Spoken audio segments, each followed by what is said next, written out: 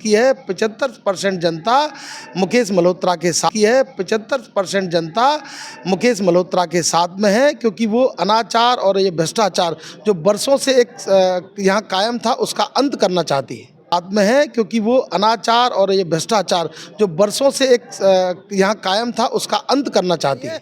अब तो हमारे पास ऐसा प्रत्याशी है जो जन जन का लाडला है, जिसकी घर घर तक पहुंच है और ईमानदार स्वच्छ नेता की छवि हमारे पास ये जनता के बीच में लेके जाएंगे और मुझे लगता है कि जनता उन्हें स्वीकार करेगी।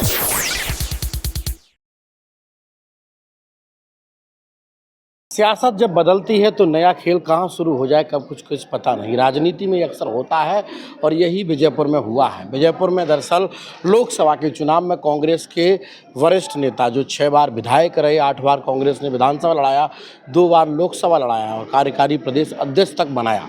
सोचिए, उन्होंने भी पार्टी छोड़ दी और आज विजयपुर में वो मंत्री तो हैं लेकिन फिलहाल विजयपुर के प्रत्याशी भी हैं। चुनाव है और कांग्रेस से मुकेश मल्होत्रा हैं और मुकेश मल्होत्रा की जो कमान है वो संभाल रहे हैं यहाँ से लोकसभा प्रत्याशी कांग्रेस के नीतू सिकरवार जी। मुकाबला तो मुकेश मल्होत्रा रामनिवास रावत का है, लेकिन जनता की नज़रें केवल इन्हें देख रही हैं। क्या कहते हैं सर, लड़ाई आप लड़ रहे हो तो ये कहा जाए कि एक बदले की आग है या बदला लेने वाली बात है, ऐसी कुछ लड़ाई है? देखिए, पहली बात तो मैं आपकी इस बात से सहमत नहीं हूँ कि चुनाव को मैं लड़ रहा हूँ। इस चुनाव को श्योपुर की और विजयपुर की जनता चुनाव लड़ रही है और जनता जब चुनाव लड़ती है तो परिणाम अनुकूल आते हैं, मेरा ऐसा मानना है। रही बात ये बदले की भावना, न मैंने और मेरे परिवार ने कभी बदले की भावना से राजनीति नहीं की। मैं कांग्रेस का एक कार्यकर्ता हूं और कार्यकर्ता की भूमिका के साथ लोकसभा का प्रत्याशी भी रहा, इसलिए मैं आपको सक्रिय ज़्यादा दिखाई दे रहा हूँ, ऐसा मेरा मानना है। लेकिन क्या लग रहा है, उनका कहना है कि केंद्र से लेकर राज्य सरकार भी यहाँ चुनाव मैदान में है और यहाँ का पूरा अमला भाजपा का साथ में है, चुनाव दम से लड़ रहे हैं, जीतेंगे भी। कांग्रेस क्या कहेगी इस पर? देखिए, आपने कहा कि केंद्र में उनकी सरकार है, राज्य में उनकी सरकार है, और लेकिन जो वोट देने वाला मतदाता है वो कितना उनके साथ में है उनको ये दिखाई दे रहा है। मुझे लगता है ये लड़ाई 75 और 25 की है। 75% जनता मुकेश मल्होत्रा के साथ में है, क्योंकि वो अनाचार और ये भ्रष्टाचार जो बरसों से एक यहाँ कायम था उसका अंत करना चाहती है। लेकिन कहना ये भी है कि मंत्री रहेंगी तो विकास होगा, कांग्रेस को जिता भी देंगे तो सरकार नहीं है उनकी, क्या फ़ायदा यहाँ के लोगों को जिताने के बाद? देखिए, विकास तो निरंतर चलने वाली प्रक्रिया है। आप उन लोगों से पूछो जो 30 साल तक यहाँ, जो भारतीय जनता पार्टी के प्रत्याशी हैं, 30 साल तक वो यहाँ के विधायक रहे, मंत्री रहे। अगर विकास की बात करें तो उन्हें पहले 30 साल का हिसाब देना होगा। आगे क्या होगा, विकास कर पाएंगे नहीं कर पाएंगे तो भविष्य के गर्त में छुपा है।